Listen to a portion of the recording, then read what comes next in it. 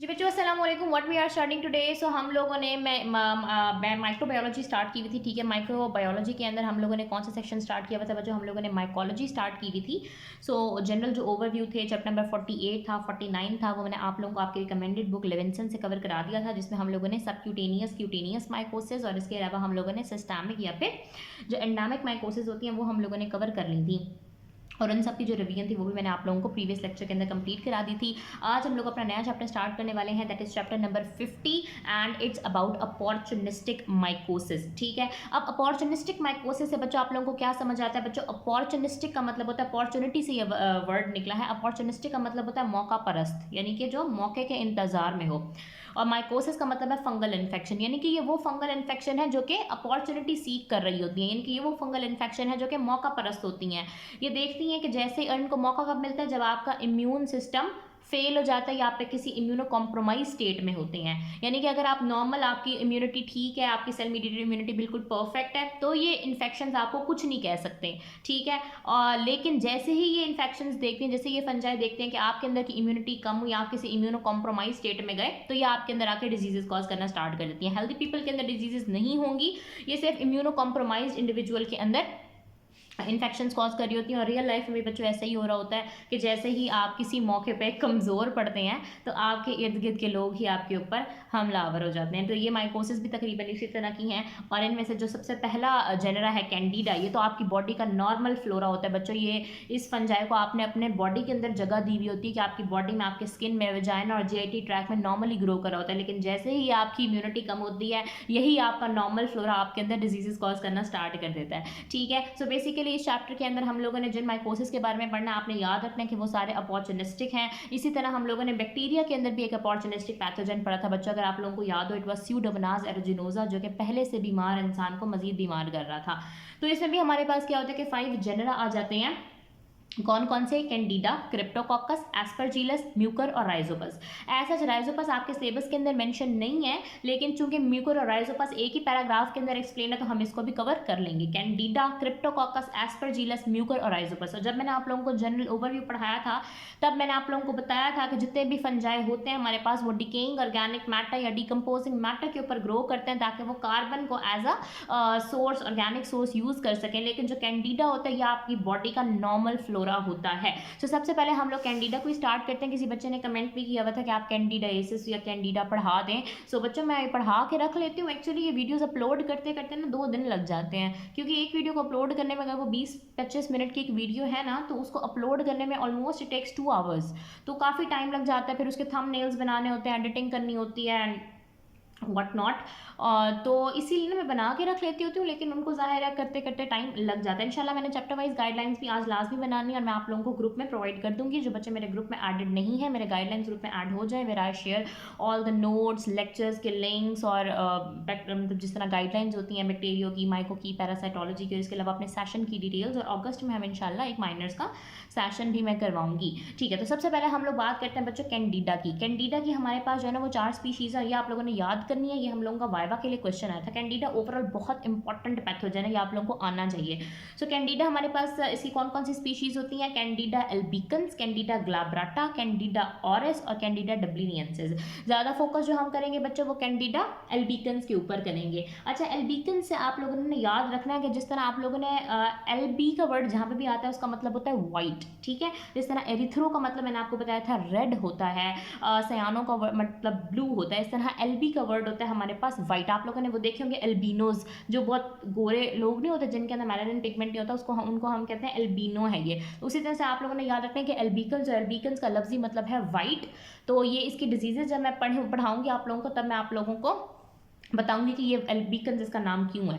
ठीक है, तो हम सबसे पहले डिजीजेस की बात करते हैं कि ये कौन कौन सी डिजीजेस कॉज करता है। ठीक है, तो सबसे पहले बच्चों ये कॉज करता है ऑरल कैंडिडाइसिस या फिर ऑरल थ्रश। इसमें क्या होता है कि माउथ में ना, आपके मुंह में, आपकी जुबान में खास तौर पर कैंडिडा की ओवर ग्रोथ हो जाती है। ये शायद आप में से किसी को हुआ हुआ भी हो, ये काफ़ी कॉमन कंडीशन है, मुझे तो हुआ हुआ है। इसमें क्या होता है कि व्हाइट कलर के क्रीमी पैचेस बन जाते हैं आपके टंग और आपके इनर साइड ऑफ चीक्स पे। ठीक है, तो व्हाइट का वर्ड यहाँ पे यूज हो गया ना कि ऑरली जब ये इन्फेक्शन कॉज कर रहा है तो ये इस तरीके से ये देखें बच्चों, आप लोगों को नज़र आ रहा है, ये ऑरल थ्रश हुआ है इसको, शायद आप में से भी कभी किसी को हो गया होगा इस तरह का ना। और ये मुझे पता है तब होता है, मुझे काफ़ी फ्रीक्वेंट ये कंडीशन रहती है, ये मुझे तब होता है जब मेरे एग्जाम्स होते हैं, जब मेरा प्रॉफ होता है, मैं ठीक से खा पी नहीं रही होती या मेरी नींद पूरी नहीं होती, तो मेरी जो मतलब आपकी जो नींद होती है ना, वो आपकी इम्यूनिटी के अंदर बड़ा रोल प्ले करती है। सो मेरी नींद जब भी कम होती है ना कोई डिजीज़ हो जाती है, फ्लू बहुत फ्रीक्वेंट हो जाता है, मुझे बुखार हो जाता है, या फिर मुझे ये थ्रश, तो मुझे बहुत ज़्यादा इस प्रॉफ में मुझे बहुत ज़्यादा थ्रश रहा है। सो बच्चों, ये हमारे पास ऑरल कैंडिडाइसिस होते हैं कि मुंह में इस तरह जिसको मुंह पक जाना जिसको कहते हैं, तो ओवर ग्रोथ हो जाती है इसके, वाइट क्रीमी पैचेस बन जाते हैं टंग और इनर साइड ऑफ चीक्स पे। सेम बच्चों, क्योंकि ये हमारे पास नॉर्मल फ्लोरा होता है, आपके विमेन के वजाइना के अंदर जो है ना वो रिजाइड कर रहा होता है। सो जब आपकी इम्यूनिटी कम होती है तो ये वजाइना में भी थ्रश कॉज कर देता है, जिसको हम वेजिनाइटिस भी बोलते हैं। ठीक है, कैंडिडा इन्फेक्ट करता है वजाइना को, वहाँ पे क्या होता है, बहुत सिवियर जो है ना ये इचिंग कराता है, और वाइट कलर का कॉटेज चीज डिस्चार्ज होता है आपके वजाइना से, पेशेंट के वजाइना से वाइट कलर का डिस्चार्ज। तो वाइट का वर्ड यहाँ पे भी आ गया। ठीक है, जब ये मुंह में हो रहा है तो व्हाइट कलर के पैचेस कॉज कर रहा है, और जब ये वजाइना के अंदर इन्फेक्शन कॉज कर रहा है तो कॉटेज चीज डिस्चार्ज या फिर thick white creamy discharge cause कर रहा होता है। और ये वेजाइनाइटिस ज़्यादातर उन खवातीन के अंदर होता है जिनको डायबिटीज़ होती है, या जिनके वजाइना का पीएच बहुत हाई रहता है, या जो एंटीबायोटिक्स या फिर एंटीबैक्टीरियल ड्रग्स बहुत ज़्यादा इस्तेमाल करती हैं। अब आगे जाके मैं इसको एंटीबायोटिक्स के साथ भी लिंक करूँगी कि आखिर एंटीबायोटिक्स ऐसा क्या कर रही होती हैं कि वजाइना के अंदर जो है ना वो कैंडिडा की इन्फेक्शन बढ़ जाती है। अभी मैं आप लोगों को ये बता दूं कि वजाइना के अंदर नॉर्मली काफ़ी कम पीएच होता है, वजाइना का जो मीडियम होता है वो एसिडिक होता है। एसिडिक मीडियम रखने की यही वजह होती है ताकि वहाँ पे इन्फेक्शन ना हो सके, क्योंकि ऑफ कोर्स वो एक ओपनिंग है और वहाँ से जो है ना काफ़ी ज़्यादा आप मतलब you are suppose to get infected from there ना, ताकि इन्फेक्शन ना हो सके, इसीलिए वहाँ पे पीएच लो रखी जाती है। लेकिन अगर किसी कॉज की वजह से वजाइना की पीएच हाई हो जाए, या डायबिटीज़ हो इंडिविजुअल को, या वो एंटीबायोटिक ज़्यादा इस्तेमाल कर रही हो, तो वहाँ पे वेजिनाइटिस हो सकता है, जिसमें सिवियर इचिंग होती है और थिक वाइट कॉटेज चीज़ डिस्चार्ज भी होता है। अगर आप लोगों को याद हो तो हमने बैक्टीरिया के अंदर जब गार्डनेरेला वेजिनालिस पढ़ा था, तो वहाँ पर भी हमने एक वजाइना की इन्फेक्शन पढ़ी थी, that was bacterial vaginosis, it was not vaginitis, क्योंकि वहाँ पर इन्फ्लेमेशन नहीं हो रही थी। सो उसमें बेसिकली क्या हो रहा था, डिस्बायोसिस हो रहा था, क्लू सेल्स हमें मिल रहे थे। ठीक है, और लेकिन यहाँ पे क्या हो रहा है कि वाइट कॉटेज चीज डिस्चार्ज, वहाँ पे फिशी ऑडोर था और यहाँ पे वाइट कॉटेज चीज डिस्चार्ज निकल रहा होता है। सो एक हम लोगों ने जुबान में पढ़ लिया, ऑरली पढ़ लिया, और एक हमने वजाइना के अंदर थ्रश पढ़ लिया, एक हम लोगों ने ऑरली थ्रश पढ़ लिया। ठीक है, उसके बाद आप लोगों ने बच्चे याद रखना है कि ये एसोफेजाइटिस और एंडोकार्डाइटिस भी कॉज कर रहा होता है, यानी कि इसका जो इन्फेक्शन है वो पूरी एसोफेगस के अंदर यानी आपके खुराक की नाली के अंदर भी फैल सकता है। एंडोकार्डाइटिस हमारे पास किस तरह से होता है कि अगर कैंडिडा आपके ब्लड स्ट्रीम के अंदर एंटर हो जाए और आपके हार्ट के वैल्व्स को इफेक्ट करे, खास तौर पर आईवी ड्रग यूजर्स के अंदर ये ज़्यादा होता है। जो इंट्रावीनस ड्रग्स ले रहे होते हैं उनके अंदर क्या होता है कि एंडोकार्डाइटिस हो सकता है। सो कैंडिडा की वजह से एक आप लोगों ने ऑरली थ्रश देखा, फिर आपने वेजिनाइटिस देखा, एसोफेजाइटिस, एंडोकार्डाइटिस। इसके अलावा बच्चों हमारे पास क्रोनिक म्यूकोक्यूटेनियस कैंडिडाइसिस भी होता है। म्यूकोक्यूटेनियस का मतलब है कि ये जो आपकी म्यूकस मेम्ब्रेन और जो आपकी स्किन है वहाँ पे कैंडिडा का क्रोनिक इन्फेक्शन हो सकता है, जिसमें आपकी स्किन इफेक्ट हो सकती है, नेल्स इफेक्ट हो सकते हैं, माउथ इफेक्ट हो सकते हैं। जिस तरह हम लोगों ने डर्मेटोफाइटोसिस पढ़ा था ना कि वहाँ पे क्यूटेनियस इन्फेक्शन हो रहे थे, स्किन ज़्यादा इन्फेक्ट हो रही थी, नेल्स इन्फेक्ट हो रहे थे, तो यहाँ पे भी यही होता है कि स्किन, नेल्स और माउथ ज़्यादा इन्फेक्ट होने लग जाते हैं, that is chronic mucocutaneous candidiasis या फिर सीएमसी।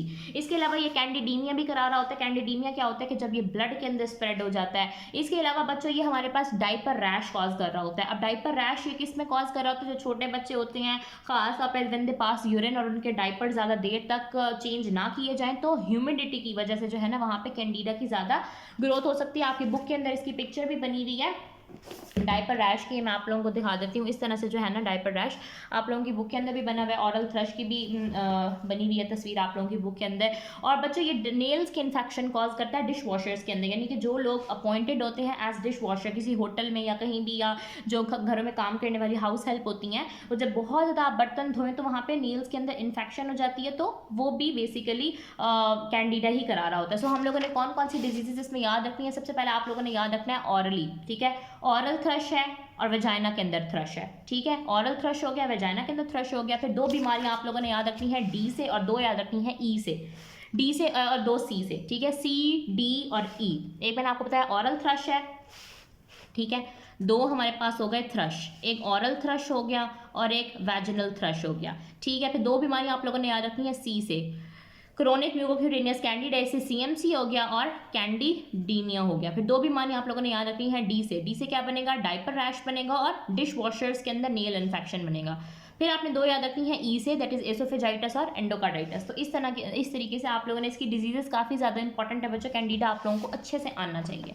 ठीक है, अब मैं आप लोगों को प्रॉपर्टीज़ बताती हूँ बच्चों। अच्छा, इसके अंदर हम जितने भी ऑर्गेनिजम्स पढ़ेंगे दे आर नॉट डायामॉर्फिक। डायामॉर्फिक जो थे वो सिस्टमिक माइकोसिस थे, ये डायामॉर्फिक नहीं है। इनकी प्रॉपर्टीज़ क्या है कि ये सिर्फ जो है ना वो ईस्ट की फॉर्म में ही ग्रो करेगा, कैंडिडा की बात कर रही हूँ, लेकिन स्टिल इसके अंदर आपको स्यूडो हाइफी और ट्रू हाइफी देखने को मिल जाते हैं। हालांकि इसके अंदर मोल्ड फॉर्म एग्जिस्ट नहीं कर रहा होता, क्योंकि ये तो इन्वायरमेंट में रहता ही नहीं है, ये तो रहता ही सिर्फ आपकी बॉडी के अंदर है। मोल्ड फॉर्म कहाँ पे होता है, मोल्ड फॉर्म होता है इन्वायरमेंट में, सॉइल में। मोल्ड फॉर्म स्पोर्स बना रही होती है, हाइफी बना रही होती है। अब ये तो इन्वायरमेंट में रहता ही नहीं है, ये रिजाइड ही करता है सिर्फ आपकी बॉडी के अंदर, लेकिन still it can produce pseudo hyphae and true hyphae. और जो स्यूडो हाइफी का वर्ड है ना वो भी सिर्फ कैंडिडा के लिए, स्यूडो हाइफी और हम लोगों ने पूरे बुक के अंदर कहीं नहीं पढ़ना, बस इसी के अंदर ही पढ़ना है। सो हमारे पास की प्रॉपर्टीज क्या होती है कि ये ओवल सा यीस्ट होता है विद अ सिंगल बड, और ये हमारे पास नॉर्मल फ्लोरा होता है म्यूकस मेम्ब्रेन्स का।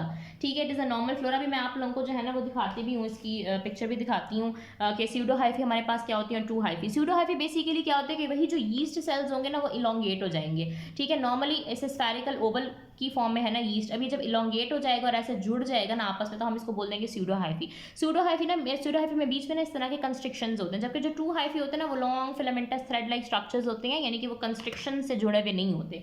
और ट्रू हाइफी की फॉर्म में ये तब आता है, देखें, जब ये आपकी बॉडी का नॉर्मल फ्लोरा है ना तब ये बडिंग यीस्ट की फॉर्म में आएगा, लेकिन जब आपकी इम्यूनिटी कम होगी और आपके टिश्यूज को ये इन्वेड करेगा तब ये ट्रू हाइफी बना देगा। ठीक है, मैं आप लोगों की बुक से भी आप लोगों को इसकी पिक्चर दिखाती हूँ, इसके अलावा मैंने इंटरनेट से भी पिक्चर ढूंढी हुई है, लेट मी शो यू। हाँ जी, ये देखें, मैंने आप लोगों को पहले भी दिखाई हुई है, ये देखें, ये हमारे पास स्यूडो हाइफी है जिनमें दरमियान में इस तरह के कंस्ट्रिक्शंस लगे हुए हैं, और ये हमारे पास क्या है, true hyphae and that are without constriction. और ट्रू हाइफी ये कब बनाता है, जब ये टिश्यूज़ को इन्वेड करता है। बाकी ये हमारे पास बडिंग यीस्ट की फॉर्म में होता है। इसकी काफ़ी सारी फॉर्म्स है, आप लोगों ने सारी याद रखनी है। इसमें स्पोर्स भी हैं, इसमें जर्म ट्यूब्स भी हैं, इसमें सब कुछ है। हालांकि ये मोल्ड की फॉर्म में एग्जिस्ट नहीं कर रहा होता। तो ये देखें, ये हमारे पास जो है ना, यहाँ पे मैं थोड़े से आप लोगों को इसको जूम कर देती हूँ ताकि आप लोगों को क्लियरली नजर आए। ये देखें, ये बीच में आप लोगों को कंस्ट्रिक्शंस नजर आ रही हैं, दीज आर स्यूडो हाइफी, और बाकी हमारे पास क्या है, बडिंग यीस्ट है। ठीक है, यहाँ पे भी इन्होंने स्यूडो हाइफी दिखाई हुई है, स्यूडो हाइफी के स्पोर्स भी दिखाए हुए हैं, क्लेमाइडोस्पोर्स, लेकिन ये स्पोर्स वगैरह हम लोगों ने इतने ज़्यादा इसके अंदर पढ़ने नहीं है, बस आप लोगों को पता होना चाहिए कि इसके स्पोर्स का क्या नाम है, क्लेमाइडोस्पोर्स। ये स्यूडो हाइफी है ट्रू, और ये वैसे बडिंग यीस्ट की फॉर्म में होता है, लेकिन जब ये टिश्यूज़ में जाता है तो ये ट्रू हाइफी बना देता है। और ये जर्म ट्यूब्स है बच्चों, जर्म ट्यूब्स की शक्ल आप लोग देख लो, मैं इसके बाद आप लोगों को जर्म ट्यूब्स भी एक्सप्लेन करती हूँ। यहाँ पे उन लोगों ने माइक्रोस्कोपिक पिक्चर दिखाई हुई है कैंडिडा एल्बिकेंस की, ये देखें, बडिंग ईस्ट आप लोगों को दिखाई हुई है, और यहाँ पे जो है ना कैंडिडा एल्बिकेंस की हाइफी और ट्रू हाइफी और सूडो हाइफी जो है ना वो आपको दिखा रहा है यहाँ पे। अच्छा जी, तो प्रॉपर्टीज़ हम लोगों ने क्या पढ़ी है कि ये ओवल यीस्ट की फॉर्म में होता है, एक सेकेंड, ओवल यीस्ट की फॉर्म में होता है विद अ सिंगल बड, ये हमारे पास नॉर्मल फ्लोरा का पार्ट होता है। मॉर्फोलॉजिकल फॉर्म हमने क्या पढ़ी है कि ये बडिंग यीस्ट की फॉर्म में होता है, ये ट्रू हाइफी और सूडो हाइफी दोनों बना रहा होता है। सूडो हाइफी में बेसिकली क्या होता है, elongated यीस्ट सेल्स होते हैं, और ट्रू हाइफी में हमारे पास क्या होते हैं कि टिश्यूज़ को जब ये इन्वेट करते हैं तो ये ट्रू हाइफी बना रहा होता है। अच्छा, इसके अलावा बच्चों ये जो कैंडिडा एल्बिकेंस होता है ना, सिर्फ कैंडिडा एल्बिकेंस की बात हो रही है, बाकी स्पीशीज़ की भी बात नहीं हो रही। कैंडिडा एल्बिकेंस जो होता है ना वो हमारे पास जर्म ट्यूब्स बनाता है, जबकि जो बाकी कैंडिडा की स्पीशीज़ हैं वो जर्म ट्यूब्स नहीं बनाती। ठीक है, यानी कि जब हम कैंडिडा एल्बिकेंस को इंक्यूबेट कर रहे होते हैं 37 डिग्री सेल्सियस, तो ये ट्यूब लाइक एक्सटेंशंस बनाता है। ठीक है, इस तरह की ना ये ट्यूब लाइक एक्सटेंशंस बनाता है, जिनको हम क्या कह रहे होते हैं, इनको हम कह रहे होते हैं जर्म ट्यूब्स। ये मैंने आप लोगों को भी यहाँ पर दिखाई है ना, ये हमारे पास जर्म ट्यूब्स थी, और ये सिर्फ कैंडिडा एल्बिकेंस बना रहा होता है। ठीक है, उसके बाद वो हमारे पास बताता है कि हम कैंडिडा एल्बिकेंस को, ये मैंने आप लोगों को स्टार्ट में इसकी बताई थी ना, और भी कैंडिडा एल्बिकेंस, ग्लैब्रेटा, ऑरिस और डब्लिनियंसिस, तो वो हम कैंडिडा एल्बिकेंस को किस तरीके से जो है ना वो डिफ्रेंशिएट कर रहे होते हैं बाकी आर्थ्रोस्पोर्स, बाकी जो है ना आर्थ्रोस्पोर कह रही हूँ, कैंडिडा एल्बिकेंस को हम इसकी बाकी स्पीशीज से किस तरीके से डिफ्रेंशिएट कर रहे होते हैं बच्चों। उसके लिए हमारे पास एक प्रोसेस होता है जिसको हम कहते हैं कार्बोहाइड्रेट फर्मेंटेशन रिएक्शन। ठीक है, सो कार्बोहाइड्रेट फर्मेंटेशन रिएक्शन आप लोगों ने याद रखना है कि ये वो तरीका है, बस इसका नाम याद कर लो कि ये वो तरीका है जिससे हम कैंडिडा एल्बिकेंस को बाकी स्पीशीज से डिफ्रेंशिएट कर रहे होते हैं। फिर वो आपकी बुक में बताता है कि जो कैंडिडा की एक और टाइप है कैंडिडा एल्बिकेंस के अलावा, कैंडिडा डब्लिनियंसिस, स्टार्ट में मैंने आपको बताया था। तो वो बता रहा है कि जो कैंडिडा डब्ल्यूनियंसिस होता है वो भी अपॉर्चुनिस्टिक इन्फेक्शन कॉज कर रहा होता है खासतौर पर एड्स के पेशेंट के अंदर। और दोनों स्पीशीज़ जो है ना कैंडिडा एल्बिकेंस और कैंडिडा डब्ल्यूनियंसिस दोनों क्लेमाइडोस्पोर्स बना रही होती है, लेकिन फ़र्क ये है कि जो कैंडिडा एल्बिकेंस होती है ना वो 42 डिग्री सेल्सियस के ऊपर ग्रो करती है, जबकि कैंडिडा डब्ल्यूनियंसिस नहीं करता। ठीक है, अगर आप लोगों ने बाकी स्पीशीज से डिफ्रेंशिएट करना है तो उसके लिए कार्बोहाइड्रेट फर्मेंटेशन रिएक्शन है, और अगर आपने कैंडिडा को कैंडिडा एल्बिकेंस और कैंडिडा डब्ल्यूनियंसिस को डिफ्रेंशिएट करना है तो वो ये कहता है कि जो कैंडिडा एल्बिकेंस होती है ना वो 42 डिग्री सेल्सियस पे ग्रो करती है, जबकि कैंडिडा डब्ल्यूनियंसिस ग्रो नहीं करती। अच्छा जी, उसके बाद हम ट्रांसमिशन की बात करते हैं। मैंने आप लोगों को पहले ही बताया कि इसके अंदर कोई मतलब बाहर से आपके अंदर नहीं आ सकता, क्योंकि ये आपकी बॉडी के अंदर ही रहता है। ये नॉर्मल फ्लोरा है आपका स्किन का, जीआईटी का, वेजाइना का, इसके अलावा जो आपकी म्यूकस मेम्ब्रेन होती है, रेस्पिरेटरी ट्रैक की, गैस्ट्रोइंटेस्टाइनल ट्रैक की, और फीमेल जेनाइटल ट्रैक खासतौर पर वेजाइना आप लोगों ने याद रखना है। फिर मैं आपको बताती हूँ कि ये इन्फेक्शन होती किस तरीके से। एक मैंने आप लोगों को बताया कि जब आपकी इम्यूनिटी कम होगी तब ये इन्फेक्शन आप लोगों को हो जाएगा। अब जो न्यू बॉर्न बच्चा है उसके अंदर इन्फेक्शन कैसे होती है आपको वैसे ही पता होना चाहिए कि जो न्यू बॉर्न्स के अंदर इन्फेक्शन होती है they are transmitted during delivery by their mother, कि जब वो डिलीवर हो रहे होंगे तो अगर कंटेमिनेटेड बर्थ कैनाल है, अगर जो फीमेल है उसका वजाइना बहुत ज़्यादा हैवी कॉलोनाइजर हुआ है कैंडिडा एल्बिकेंस का, तो बच्चे के अंदर थ्रश हो सकता है। इसके अलावा नीडल्स की फॉर्म में, नीडल्स के थ्रू फैल सकता है, इनड्वेलिंग यूरिनरी कैथेटर्स के थ्रू जो है ना वो इन्फेक्शन फैल सकती है। होस्ट डिफेंस हमारे पास बच्चों क्या होता है कि एक तो आपको पता है टी सेल्स, हम लोग स्टार्ट से ही पढ़ रहे हैं, इंटैक्ट स्किन और म्यूकस मेम्ब्रेन, क्योंकि ये स्किन और आपके म्यूकस मेम्ब्रेन के अंदर रिजाइड कर रहा होता है ना, तो अगर आपकी स्किन वगैरह इंटैक्ट रहेगी, म्यूकस मेम्ब्रेन इंटैक्ट रहेगी, कोई नीडल्स वगैरह आप नहीं लगाएंगे, कोई कैथेटर्स वगैरह पास नहीं करेंगे, तो इंटैक्ट स्किन और म्यूकस मेम्ब्रेन रहेगी। ये एक होस्ट डिफेंस है, या आपके पास कह लें कि फर्स्ट लाइन ऑफ डिफेंस आ जाता है। ठीक है, उसके बाद सेकंड लाइन ऑफ डिफेंस आपकी सेल मीडिएटेड इम्यूनिटी होती है, खासतौर पर हेल्पर T1 सेल्स होते हैं जो कि गैमा इंटरफेरॉन वगैरह बना रहे होते हैं और जो कि मैक्रोफेजेस वगैरह को एक्टिवेट करके किलिंग करा रहे होते हैं। उसके बाद जो थर्ड हमारे पास होस्ट डिफेंस है न्यूट्रोफिल्स, जो बहुत ज़्यादा इंपॉर्टेंट है। ये आप लोगों ने याद रखना है कि जब भी आपके पास कोई MCQ आएगा ना तो वो आपको बताएगा कि पेशेंट को न्यूट्रोपीनिया हुआ है, यानी कि पेशेंट का जो WBC काउंट है वो बहुत ज़्यादा गिरा हुआ है। तो आप लोगों ने न्यूट्रोपीनिया से गेस करना है कि पेशेंट इम्यूनो कॉम्प्रोमाइज स्टेट में है, और यहाँ पे इसको सबसे ज़्यादा चांस होने का है कैंडिडा की इन्फेक्शन। ठीक है, फिर मैंने आप लोगों को बच्चों स्टार्ट में बताया था कि जो वेजिनल थ्रश हो रहा होता है ना उसका ताल्लुक है एंटीबायोटिक्स के इस्तेमाल के साथ। अब क्या वजह है कि ज़्यादा एंटीबायोटिक्स लेने से वेजिनाइटिस कैसे हो रहा है, तो बच्चों जो एंटीबायोटिक्स होते हैं ना उनका काम होता है बैक्टीरिया को किल करना। अब जो पैथोजेनिक बैक्टीरिया उसके साथ साथ वो नॉर्मल बैक्टीरिया को भी किल कर देता है, खासतौर पर लैक्टोबैसिलाई को। और आपको पता है जो लैक्टोबैसिलाई होता है वो खासतौर पर आपके वेजाइना का बैक्टीरिया होता है जिसने वहाँ की pH को लो करके रखना होता है। ठीक है, लैक्टोबैसिलाई ने क्या करना है, आपके वेजाइना की pH को लो करना है, और वेजाइना की pH लो होने का फायदा क्या है कि वहाँ पे कोई इन्फेक्शन नहीं हो सकेगा। अब जब लैक्टोबैसिलाई किल हो जाएंगे तो pH लो तो नहीं रहेगी, pH तो बढ़ जाएगी, और वहाँ पे कैंडिडा की ओवर ग्रोथ हो जाएगी। पहले वहाँ पे कंपटीशन ज़्यादा था, ठीक है, लैक्टोबैसिलाई भी था, कैंडिडा भी था। अब लैक्टोबैसिलाई खत्म हो गया तो कैंडिडा वहाँ पे मजे करेगा, मल्टीप्लाई करेगा और वहाँ पे इन्फेक्शन कॉज कर देगा। फिर हम इससे क्लिनिकल फीचर पढ़ते हैं, लेकिन यहाँ तक की जो बात है ना वो मैं आप लोगों को एक दफ़ा रिवाइज करा देती हूँ। बच्चों हम लोग अपॉर्चुनिस्टिक माइकोसिस पढ़े। अपॉर्चुनिस्टिक माइकोसिस हमारे पास वो फंगल इन्फेक्शन है that take the opportunity of immuno compromise state. इसके 5 जेनरा आ जाते हैं, कैंडिडा, क्रिप्टोकोकस, एस्परजिलस, म्यूकर और राइजोपस। कैंडिडा इसमें बहुत ज़्यादा इंपॉर्टेंट है, इसकी 4 स्पीशीज़ के नाम आप लोगों को आने चाहिए, एल्बिकेंस, ग्लैब्रेटा, ऑरिस और डब्लिनियंसिस। और मैंने आप लोगों को बताया कि एल्बिकेंस को डब्लिनियंसिस से कैसे डिफरेंशिएट करना है कि एल्बिकेंस 42 डिग्री सेल्सियस पे ग्रो करते हैं जबकि डब्लिनियंसिस ग्रो नहीं करता। डिजीजेस कौन कौन से आपने याद रखे हैं, सबसे पहले आप लोगों ने ऑरल थ्रश याद रखना है जिसमें व्हाइट क्रीमी पैचेस बन जाते हैं टंग और चीक्स के ऊपर। फिर आप लोगों ने वैजिनल थ्रश याद रखना है जिसमें कर्डी डिस्चार्ज होता है, थिक व्हाइट कॉटेज चीज जैसा डिस्चार्ज होता है और सवेयर इचिंग होती है। ठीक है, फिर आप लोगों ने एसोफेजाइटिस और एंडोकार्डाइटिस याद रखना है, क्रोनिक म्यूकोक्यूटेनियस कैंडिडाइसिस और कैंडिडीमिया याद रखनी है, डायपर रैश और डिश वॉशर्स के अंदर नेल का इन्फेक्शन याद रखना है। प्रॉपर्टीज आप लोगों को आने चाहिए कि ये ओवल यीस्ट की फॉर्म में एग्जिस्ट कर रहा होता है, ये हमारे पास नॉर्मल फ्लोरा होता है म्यूकस मेम्ब्रेन का, और इसके अलावा ये जो है ना pseudo hyphae, true hyphae, germ tube सब कुछ बना रहा होता है। इसके स्पोर्स भी होते हैं जिनको क्लामाइडोस्पोर्स कहते हैं। ट्रांसमिशन कैसे होती है, आपका अपना नॉर्मल फ्लोर, आपकी इम्यूनिटी कम होगी तो वहाँ पे ज़्यादा डिवाइड होगा। न्यू बॉर्न्स के अंदर कैसे इन्फेक्शन होती है, डिलीवरी के दौरान, कंटिनेंट बर्थ कैनाल के दौरान। इसके अलावा नीडल्स, इंडवेलिंग यूरिनरी कैथेटर्स, ये हमारे पास सारे जो है ना डिस्पोजिंग फैक्टर्स होते हैं। ठीक है, इंट्रावीनस ड्रग अब्यूज़ हो गया, इंडवेलिंग इंट्रावीनस कैथेटर्स हो गए, हाइपर एलिमेंटेशन, ये बहुत ज़्यादा बीमार रहना। ठीक है, तो इसकी वजह से राइट साइडेड एंडोकार्डाइटिस, एंडोफ्थल्माइटिस हो सकता है, आइज़ के अंदर भी इन्फेक्शन हो सकती हैं। ठीक है, जो प्रोस्थेटिक डिवाइसेज होती हैं जैसे कि कोई वेल्व्स वगैरह, उनके अंदर बायोफिल्म की फॉर्मेशन हो सकती है, तो वो एक इंपॉर्टेंट डिस्पोजिंग फैक्टर है। अच्छा, फिर हम लोगों ने क्या बात की बच्चों के, हम लोगों ने होस्ट डिफेंस की बात की कि हम कैसे प्रोटेक्ट कर रहे होते हैं, हमारी बॉडी कैसे प्रोटेक्ट कर रही होती है। तो फर्स्ट लाइन ऑफ डिफेंस आपके पास इंटैक्ट स्किन और म्यूकस मेम्ब्रेन आ जाता है। इसके अलावा आपके पास सेल मीडिएटेड इम्यूनिटी बहुत इंपॉर्टेंट है, खासतौर पर हेल्पर टी सेल्स जो है ना वो बहुत ज़्यादा इंपॉर्टेंट है, क्योंकि वो फेगोसाइटोसिस के अंदर मैक्रोफेजेस को एक्टिवेट करने के अंदर इन्वॉल्व होते हैं। इसके अलावा हमारे पास थर्ड आ जाता है न्यूट्रोफिल्स, ये आप लोगों ने बहुत अच्छे से याद रखना है, क्योंकि अगर न्यूट्रोपीनिया हो जाता है ना किसी पेशेंट को, तो एमसीक्यू सिनेरियो के अंदर न्यूट्रोपीनिया जो है ना वो ज़्यादा तौर पर मेंशन होता है। जब भी कोई सिस्टमिक होस्ट डिफेंस सिस्टम या local host defence system empire होंगे, डिजीज हो सकती है। मैंने आप लोगों को थ्रश का बता दिया और वेजिनाइटिस का बता दिया कि एंटीबायोटिक्स हमारे पास बेसिकली क्यों करा रहे होते हैं, कि एंटीबायोटिक्स जो है ना वो लैक्टोबैसिलाई को किल कर देते हैं, और लैक्टोबैसिलाई के बगैर पीएच लो मेंटेन नहीं होगी और वहाँ पे चांस मिल जाएगा कैंडिडा को ग्रो होने का।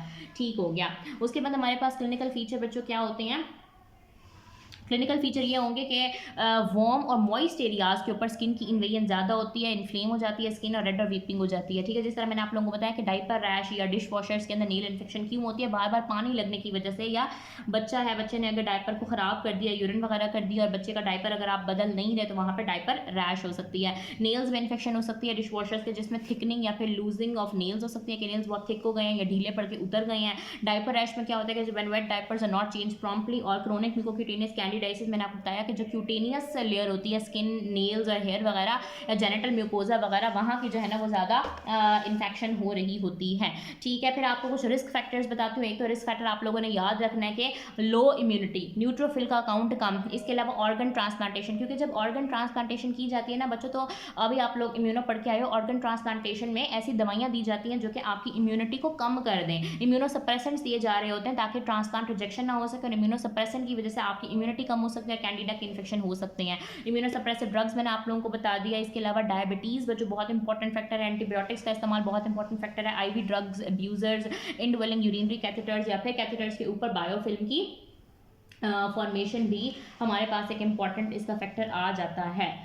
ठीक है, और जो कैंडिडा हमारे पास एसोफेजाइटिस की इन्फेक्शन होती है उसके अंदर स्मॉल इंटेस्टाइन और स्टमक भी इन्वॉल्व होता है, वो ज़्यादातर ल्यूकीमिया और लिम्फोमा के पेशेंट्स के अंदर जो है ना वो देखने को मिलता है। तो आप लोगों ने न्यूट्रोपीनिया को याद रखना है। एंड में हमारे पास लैब डायग्नोसिस आ जाता है बच्चों। ऑफ कोर्स जब हम माइक्रोस्कोपी करेंगे तो माइक्रोस्कोपी में आप क्या ले रहे होते हैं, टिश्यूज़ ले रहे होते हैं या फिर एक्सुडेट्स ले रहे होते हैं। तो उसमें हम लोगों को क्या मिलता है, उसमें हम लोगों को बडिंग यीस्ट मिलेगी, इसके अलावा स्यूडो हाइफी मिलेगी। और जब आप कल्चर करेंगे तो उसमें आपको टिपिकल यीस्ट लाइक कॉलोनीज मिल रही होंगी। इसकी माइक्रोस्कोपी थोड़ी सी डिफरेंट है, थोड़ी सी डिफिकल्ट है, ये आप लोगों को पक्का रट्टा मारना पड़ेगा इसके अंदर।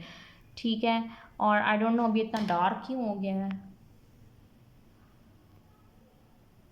हाँ, तो माइक्रोस्कोपी के अंदर जो है ना वो बडिंग यीस्ट मिलेंगी और स्यूडो हाइफी मिलेंगी। इसके अलावा अच्छा ये स्टेन कर रहे होते हैं Gram positive, although they are not bacteria.